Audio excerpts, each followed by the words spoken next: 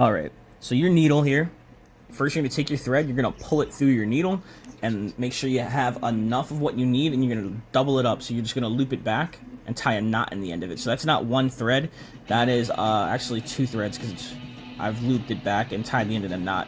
So while it only looks like one thread, just know it's actually two. Alright, that's the first thing you're going to do. I don't show it here, but you need to know that. And because it's doubled back and you tied a knot in the end of it, it's going to catch from the inside. You'll notice the first thing I did was I went from the inside of the material to the outside, and then across.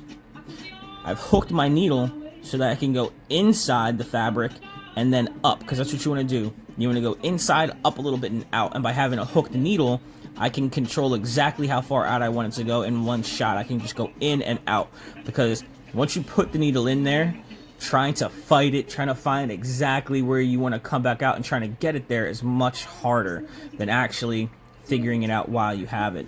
The other thing is, you can kind of see, I'm not at the very edge of the fabric. You want to be a little bit away from the edge. You know, just a touch so that the material will suck itself in, because that's what happens. You're not sewing the very end of the material. You are maybe like 1/8 of an inch away, so that when you tug it in, it's going to pull those in and seal them, and the thread will be hidden, and also you'll have a little bit of the material inside just so that it doesn't tear through the very edge. One other thing is, you'll notice that as I'm coming up, I wasn't paying attention when I first started this. One thing I should have done is lined up the costume, because you'll see that the black and the red don't match up, so the two black corners aren't touching. They should have been side by side when I was going, and I could have kept going side to side, moving laterally, and just gone up the figure. But because I wasn't paying attention, and because I didn't want to go back and rip out this thread and start over, you're going to notice here that I have to go up at a diagonal angle, and you're going to see how heinous it is, because you're going to see this little red thread I just pulled.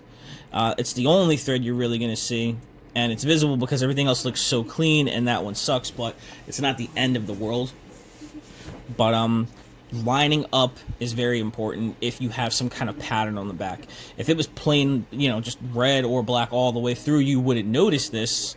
Because you're trying to match a pattern, it turned into an issue. The first figure, one of the first ones I've done like this, was a Spider-Man Mezco. If you're doing a Spider-Man figure, you notice that to keep the spider symbol intact on the back, they don't sew up the middle of the back. Their sewing goes on the sides. You would start under the armpit, sew down to about the one side of the hip, go above the butt, and then to the other side of the hip, and then up the armpit. It's this same kind of stitching pattern. It's just you want to match the belt, because for the Mezco Spidey, the belt was had the stitching, you know, right next to it, so you had to match up where your belt was as you went. Otherwise, it would have been all funky like. So that was one thing you want to consider as you're going. If you have a plain back like Superman or Batman, you know, or the Punisher, someone with no patterns, it's not that big of a deal. But just make sure you're all lined up before you start. And that's with any project. Now you see how the figure went nice and easy. Right there, I just cut out a loose thread. But this is a quick process. I think all in all, this took me 10, and this is like an 11-minute video. And this is with a phone in my face. You know, if that phone wasn't in my face, I could have done it a little bit quicker. But it's not that hard of a process. But this is why if you're ever going to like open up a figure, do not slit all the way up and down the back. Right? It's designed so that the costume will slide over the neck. So what you do is you put the legs in, you put the arms in, and then you slide it over the neck. And that's like the most annoying part, is getting it over the neck. But that's just the way it's designed to be made. And only what I'm doing here, sealing it up, is hand stitched. The rest of it is done by a machine. So if you look at the back of some of your figures, you'll notice, like if you have like a Sideshow figure or a Mezco, that a lot of it is really, really cleanly stitched. But this part in the back is hand stitched, and it gives it a certain look. You can't see it from this far away, but it's more square. You'll notice that like the lines look almost kind of like a zipper pattern, you know. But it's not super hard, nor is it complicated. You just want to take your time and be patient, and don't be afraid to just cut your thread and start over. At the top, the only thing I was just trying to decide is how I wanted to hide this thread. All I did was loop it in to where I was a little bit to make sure that it was secured, it wouldn't tug out, and then I'm going to feed the needle up the neck and pull it out at the top.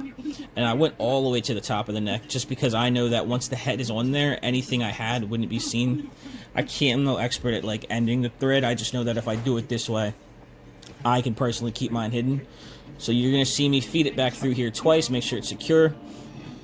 After I cut it, I'm just going to take the 2 pieces of my string and just tie them off in a little knot and then get rid of the very ends. And I know that when the head plops on there, that can't be seen at all. But that's it for this. You know, this is me sewing. I'd done one previously on Superman, but that's before I discovered that curving your needle makes your life so much easier. You know? Thank you for watching. Please like, subscribe, you know, comment below, and I'll catch you in the next one, alright? Later.